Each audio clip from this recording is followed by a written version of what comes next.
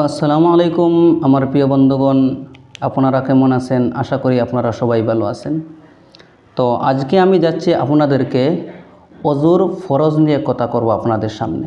আপনাদেরকে মানে কতটুক অজু করা ফরজ, অজুর মধ্যে কতটুক ফরজ আছে, কয়টি ফরজ আছে, কিভাবে আপনি এই ফরজগুলোকে আদায় করতে হবে, কিভাবে আপনি অজুকে পড়তে হবে। তে এখানের মধ্যে হলো অজুর ফরজ হলো 4টি। মানে ফরজ কাহাকে বলে? ফরজ এটাই মনে করেন, যদি আপনি এই 4টি যদি আপনি আদায় করেন না, মানে একটি যদি ছুটে যায় তাহলে আপনার অজু আর হবে না, মানে এটাকে আপনি করতেই হবে। তো 1 নম্বর হলো কপালের চুলের গোড়া হইতে কটার নিচ পর্যন্ত। মানে আমরা অনেক মানুষ দেখেছি তাড়াহুড়ার মধ্যে এরকম অজু করে যে তার অজুটা হয় না। মানে আপনি তাকিয়ে দেখেন, যদি দেখবেন এখানের মধ্যে শুকনা থাকে, না হলে এখানের মধ্যে শুকনা থাকে, না হলে দেখবেন কটার নিচটা শুকনা রয়ে গেছে। তো 1 নম্বর হলো কপালের চুলের গোড়া হইতে কটার নিচ পর্যন্ত। মানে কপালের চুলের গোড়া হলো আপনি এখান থেকে আপনার পুরা চেহারাটাকে ভিজাইতে হবে।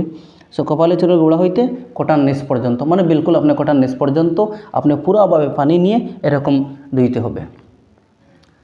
এরপরে বলা হয়েছে এদিকে হলো আপনার, এদিকে তো লম্বাতে বলে দিলাম, আর পাশে হলো আপনার একখানের লতি হইতে, এই যে লজেটা আছে সেটা থেকে অন্যখানের লতি পর্যন্ত।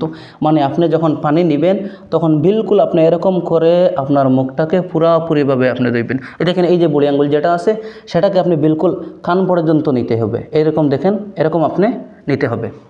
মানে আমরা যখন পানি নিব, পানি নেওয়ার পরে প্রথমে আমরা এই মুখের উপরের দিকে এরকম ছাড়বো কপালের চুলের গোড়া যেটা আছে সেটার মধ্যে, আর এরকম নিয়ে আমরা এখানে ডালবো পুরোপুরিভাবে, আমাদের এরকম আঙ্গুলটা লাগবে আর পুরোপুরিভাবে আমরা এরকম আনবো।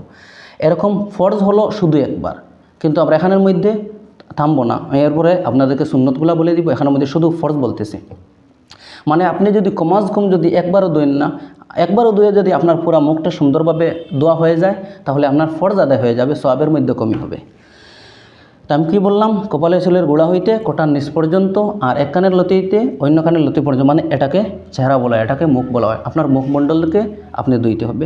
2 নম্বর হলো আপনার উভয় হাত, মানে দুই হাতের কনি পর্যন্ত আপনি ধুইতে হবে। এখানের মধ্যে অনেক মানুষের দেখেছি যে ভুল হয়ে যায়, যে অনেক মানুষেরা কি করে এরকম তাড়াহুড়ার মধ্যে কী যে করে এখন পর্যন্ত পানি আনে, কিন্তু পুরোপুরিভাবে হাতটাকে কনি পর্যন্ত ধোয় না।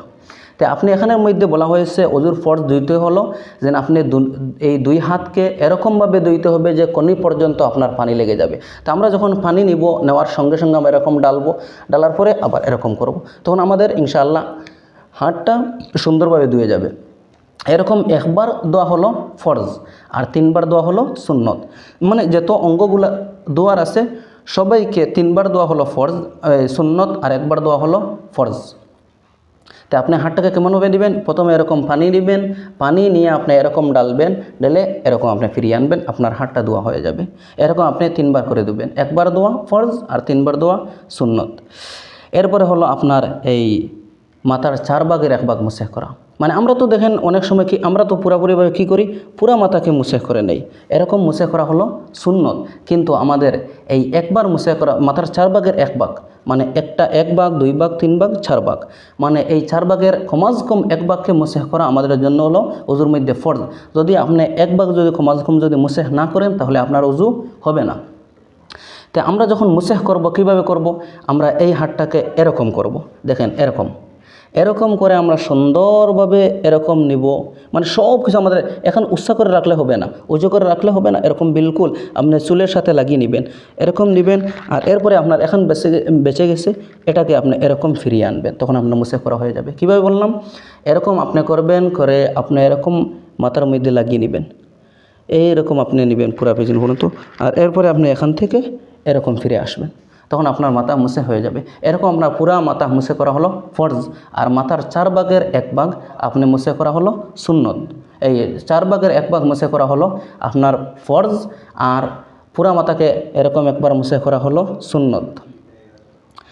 এরপরে হলো আপনার 2 পায়ের টখনু পর্যন্ত আপনি ধুইতে হবে।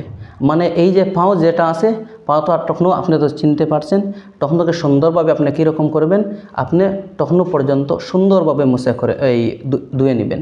তো এখানের মধ্যে আমি বলতে চাই যে অনেক সময় কি হয়, আমাদের এই যে পাও আছে না, পায়ের মধ্যে এই যে আমাদের পিছন সাইড আছে, এই পিছনের সাইডগুলো আমাদের অনেক সময় শুকনো রয়ে যায়, অনেক মানুষ যারা খাস করে এই ট্যাপের মধ্যে কিংবা তো কলের মধ্যে অজু করে কিংবা তো এই লোটা নিয়ে জগ নিয়ে অন্য কিছু দিয়ে অজু করে, যারা পুষ্করিণীর মধ্যে অজু করে তাদের এরকম সম্ভব নয়, বেশি অংশ দোয়া হয়ে যাবে। কিন্তু যারা ট্যাপের মধ্যে অন্য কিছুর মধ্যে পানি নিয়ে অজু করে তাদের বেশি অংশ কী হয়ে যায়, অনেক মানুষের এরকম হয়ে যায় যাদের পায়ের পিছন সাইডটা শুকনো রয়ে যায়।